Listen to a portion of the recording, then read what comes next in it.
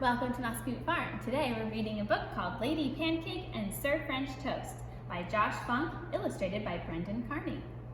Stay tuned afterwards, we're making homemade pancakes. Deep in the fridge and behind the green peas, way past the tofu and left with the cheese, up in the corner and back by a roast, sat Lady Pancake and Sir French Toast. The leftover friends were as close to as could be, until they heard news from their neighbor, Miss Brie. The syrup is almost completely all gone. A single drop's left, just a drop, she went on. The last drop is mine, Lady Pancake conversed, but French Toast replied, not if I get there first. Like that, he was off, and the race had begun, with Pancake behind him, breaking into a run. Through broccoli forest, past orange juice fountain, they climbed to the top of Potato Mash Mountain. Pushing and shoving, they fought for the lead, Toast behind Pancake, who rolled at high speed. She screeched to a stop at the edge of the shelf, clutching a grapevine to steady herself. Toast didn't notice and couldn't quite stop, plummeting down into jam with a plop.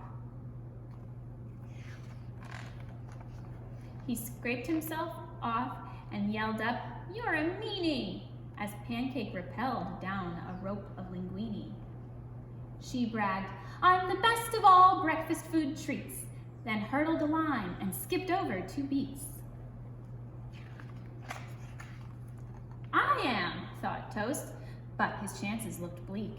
So Toast took a shortcut down Sauerkraut Peak. Skiing past spinach and artichoke dip, Toast vaulted high in the air with a flip. Nearing the edge, he tried one final jump, but stumbled and fell way below with a thump.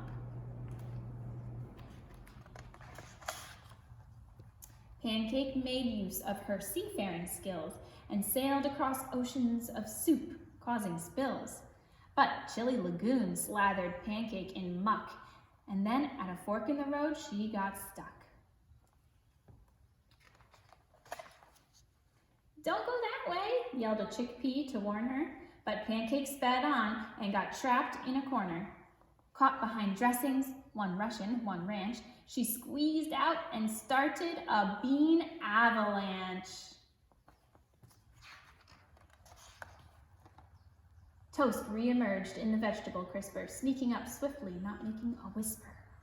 Beans were now falling from such a great height, some kidney, some lima, some pinto, some white.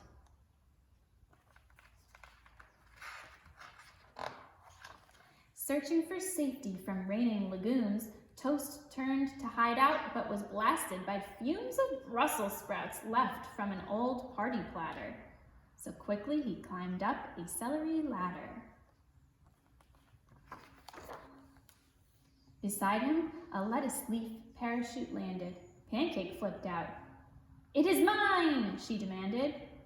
Battered and soggy, exhausted and crumbling, too tired to push, they were limping and stumbling.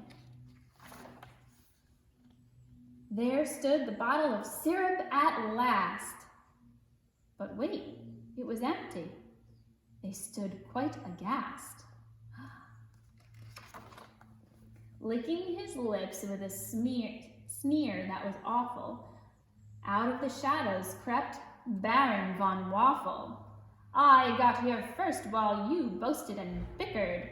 My, was that syrup delicious," he snickered.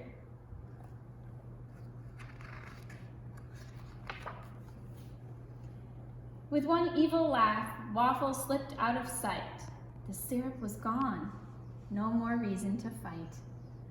Trudging back home beneath layers of grime, Toast said, "Perhaps we should not fight next time." "Agreed," replied Pancake. "As friends, we should share. Hey, look, we can split that butter up there."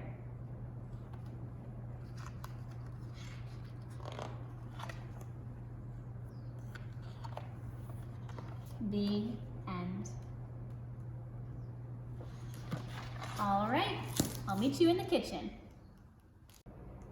Okay, now that we've read Lady Pancake and Sir French Toast, we thought it would be fun to make homemade pancakes here in the Muscoot kitchen. So the first thing we're going to do is microwave to melt 3 tablespoons of butter. And I like to do this kind of like a low setting, or just keep an eye on it because the butter will start spattering everywhere. So we'll just keep an eye on it. I'll start with about 30 seconds to a minute. Okay, so I checked on it after about 30 seconds, left it in for another 10, and we are melted. So we're going to heat up our skillet on a medium to medium-high heat, and it will be ready when you toss a little bit of water on it and it kind of sizzles in the pan. You don't want it to evaporate super quickly. That means it's too hot. And I'm lightly oiling with some vegetable oil and a paper towel. And let's go make our batter. Okay, in this bowl, we're going to mix together 1.5 cups flour, 3.5 teaspoons baking powder, 1 teaspoon salt, 1 tablespoon sugar, and I'm using a whisk to make sure there are no lumps. And then we kind of dig a little bit of a well in the middle, and that's where we will add our milk, 1 1/4 cups, our 3 tablespoons melted butter, and 1 egg.